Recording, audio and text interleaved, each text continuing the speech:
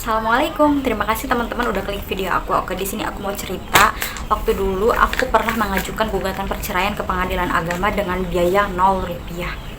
Oke, langsung aja. Jadi yang pertama aku lakukan yaitu aku langsung ke pengadilan agama untuk tanya-tanya ya ke ruang informasi. Jadi aku nanya ada nggak sih biaya perceraian yang ditanggung sepenuhnya oleh pemerintah.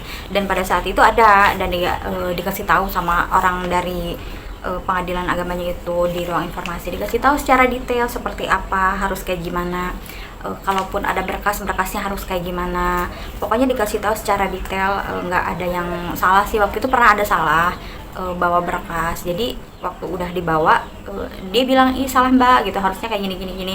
Aku balik lagi waktu itu buat ngebenerin berkasnya dan diterima dengan baik gitu, alhamdulillahnya. Orang dari si orang dari pengadilan agamanya itu nggak jutek gitu loh, jadi bisa diajak ngobrol.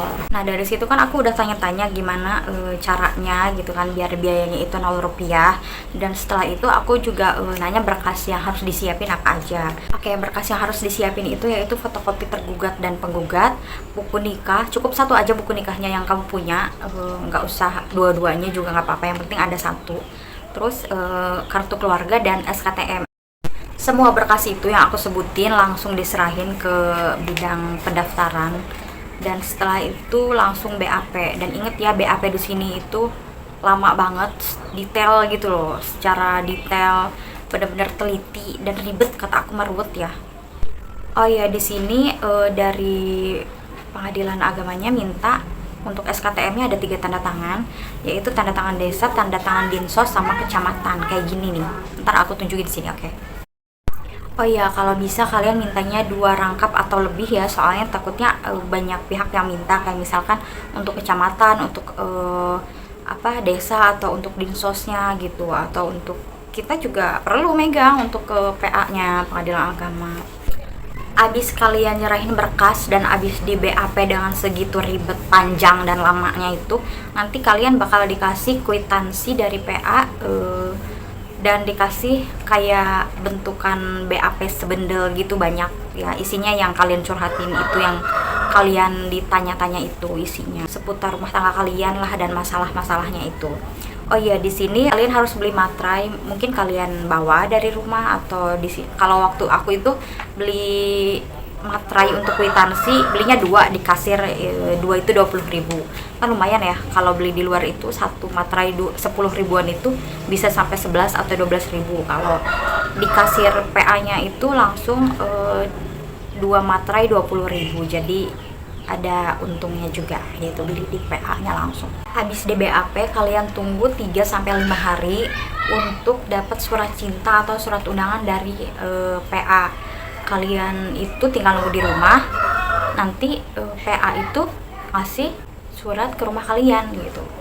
Kalau yang bayar itu yang aku tahu dari jarak si pengadilan agama itu ke rumah tergugat maupun penggugat, kalau misalkan jauh nih di luar kota atau mungkin di luar negeri gitu ngirimnya, itu biasanya dikenain biayanya lebih besar gitu.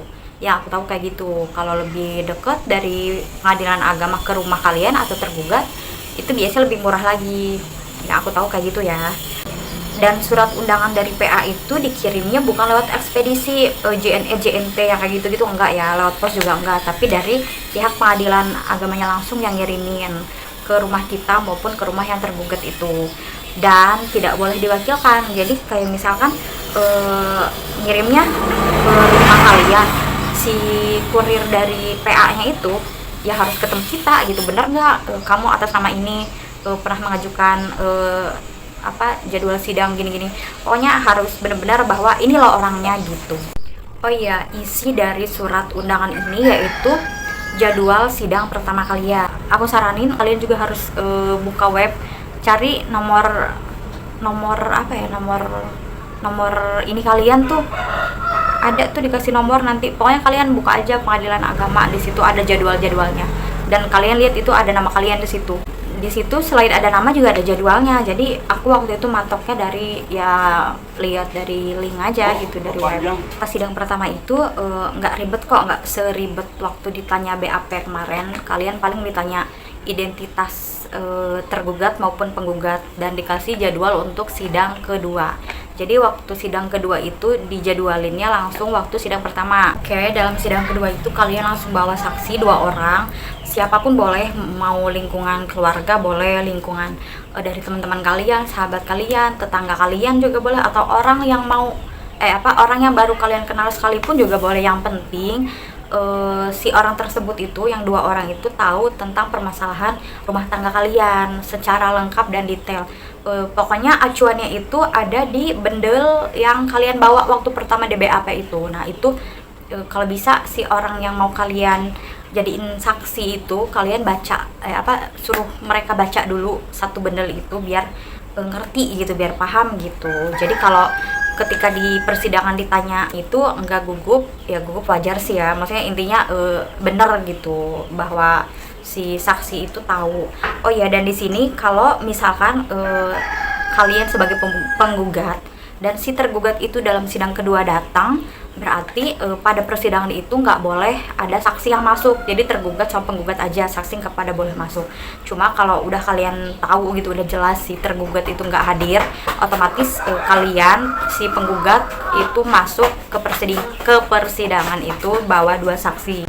Alhamdulillah waktu itu aku cuma 2 kali persidangan doang, jadi langsung ketuk palu. Dan abis itu aku nunggu sebulan untuk dikabarin lewat WA. Lewat WA itu dikabarin untuk pengambilan akte, dan di situ harus ada syaratnya untuk ngambil akte, yaitu bawa KTP asli kalian dan bayar biaya aktenya aja 16.000. Jadi kalau mau ngambil akte, tergugat maupun penggugat itu harus bawa KTP asli dan tidak boleh diwakilkan. Waktu di persidangan itu nggak ada yang kayak misalkan untuk gimana hak asuh, gimana untuk apa ya disebutnya, biaya untuk kita gitu loh, apa ya disebutnya, lupa aku. Itu nggak ada gitu untuk dikasih kayak gitu-gitu. Kalau kalian mau untuk ngambil hak asuh misalkan, itu harus ada sidang lanjutan, bukan sidang lanjutan ya. Jadi kalian harus daftar lagi gitu loh untuk hak asuh gitu, karena nggak disatuin kayak dulu. Kalau sekarang nggak boleh gitu, cuman kalau udah sidang cerai aja gitu. Kalau kalian mau harus bayar lagi dan sidang lagi dan pastinya biaya lagi. Oke, di sini kalian ngerti kan? Jadi yang di cover itu cuma persidangan dan biaya untuk pendaftaran, terus apalagi ya, ngirim surat. Oke, jadi itu semua rangkaian yang aku ceritain pada saat aku pengajuan perceraian, sidang perceraian kembali. Sidang perceraian biayanya 0 rupiah, nggak 0 banget juga sih ya. Tapi intinya semua yang aku kasih tahu untuk biayanya, untuk syaratnya seperti apa, itu hanya di daerah aku, nggak tahu ya untuk di daerah kalian, mungkin aja ada hal yang berbeda gitu. Makanya itu kenapa kalian aku saranin mending kalian nanya langsung ke pengadilan agamanya di pusat informasi itu, seperti apa, kayak gimana, dan macam-macamnya lah yang kalian perlu tanyain, karena khawatirnya akan berbeda persyaratan dengan yang aku ceritain tadi gitu. Oke, makasih teman-teman udah nonton video aku sampai selesai. Semoga kalian kalau ada yang lagi di proses persidangan atau maupun mau mengajukan sidang, semoga semuanya dilancarin. Dan wassalam.